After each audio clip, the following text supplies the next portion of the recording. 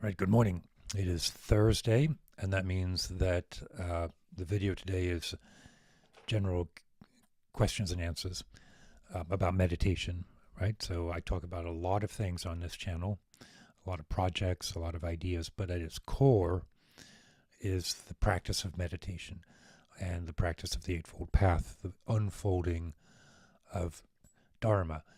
So I think it's very helpful to always just take a moment and answer some questions about the practice of seated sitting meditation, right? Because that experience is what leads to calm body, calm mind, equanimity, the mind of non-distraction, which is then free to perceive the precipitant consciousness of the universe. And then from there, the spontaneous actions of authentic being. Right? That's the calculus that's involved, or the equation, or the process. The algorithm, I'm not sure what, it's not calculus, is it? Seated meditation. So we sit on the cushion, and then there are countless practices that are meditative. There's what I teach in the foundations class, which is watching the breath, observing the breath with full attention and recognizing when you need to reset that attention. And that's really it.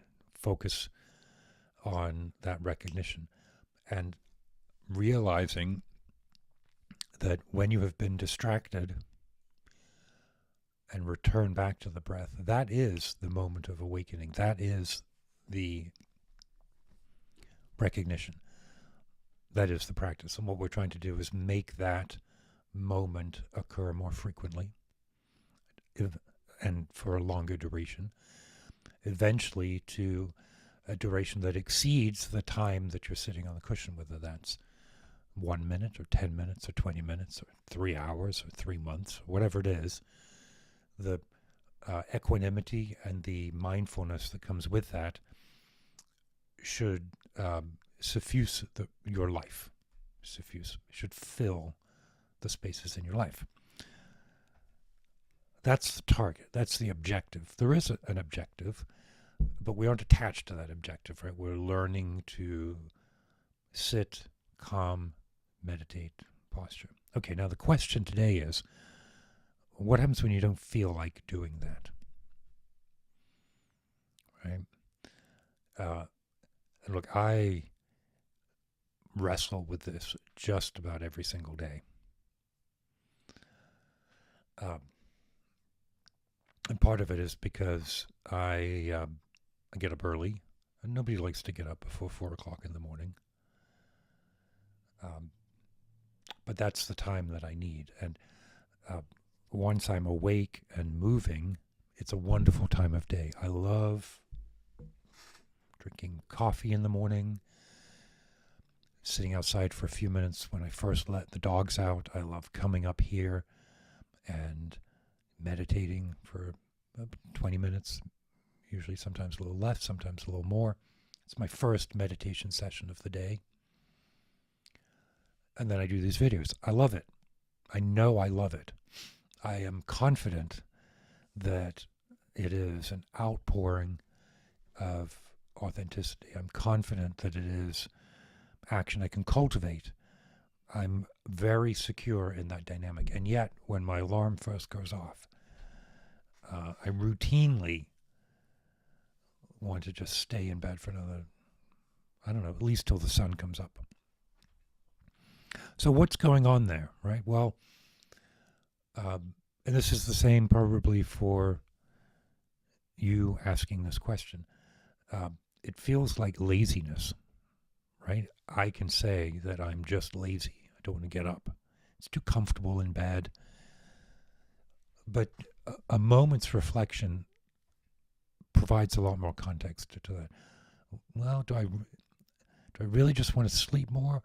Or am I lying there wondering, obviously somewhere it feels more valuable to stay in bed than to get out of bed. And that means that some part of me is not confident in the value of the practice. Everything I said a minute ago is true. I know that practice is wonderful. I know that, and what that implies is that being alive is wonderful. That waking up and breathing in the morning air and drinking coffee and meditating, taking on the day, this is a great blessing. And part of that moment when you first wake up and it's early and you don't know if it's worth doing the practice. I don't want to get too heavy this early in the morning, but for me, it means that I'm not confident that it's worth being alive. And that is a voice of fill in the blank, the enemy, delusion, Mara, Satan. I don't care what word you use for it. It's a lie. And we're susceptible to that lie. And I don't know why. I don't know what it is that is so embedded in the human experience, at least my human experience. Maybe some of you, the alarm goes off and without hesitation, you're up and out. There are certainly days that I feel that. But it's a razor's edge balance, right? Almost for me, if I've slept too much, it's harder to get up than if I haven't slept the right amount. If I haven't slept enough, or if I slept too much. This is why routine is so important. Because to overcome this, you have to have a wake-up mantra, a true alarm clock. And it is the first thing that you say to yourself. When that alarm goes off, before you even get out of bed, say this to yourself. It doesn't matter what it is, as long as it is a positive statement about the Dharma. I have a healing mantra that I learned, Oma Bianakbo Besot Soha, that I find very comforting, the imagery associated with it, the practice of the healing practice of Sipigyamo. I like it. As I am moving, I say that. Now, that makes me a practitioner. No matter what else. So take this and hold this. If your first thought in the morning is, I am a meditator. If the rest of your day is chaotic and anxiety-filled and busy and distracted, you are still a meditator. The requirement for meditation isn't that you spend 3 hours at 4 o'clock in the morning, or 20 minutes at 4 o'clock in the morning, or 6 hours at 3 o'clock in the afternoon.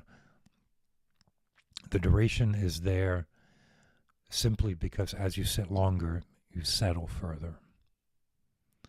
But that's a learned experience. And once you've, right,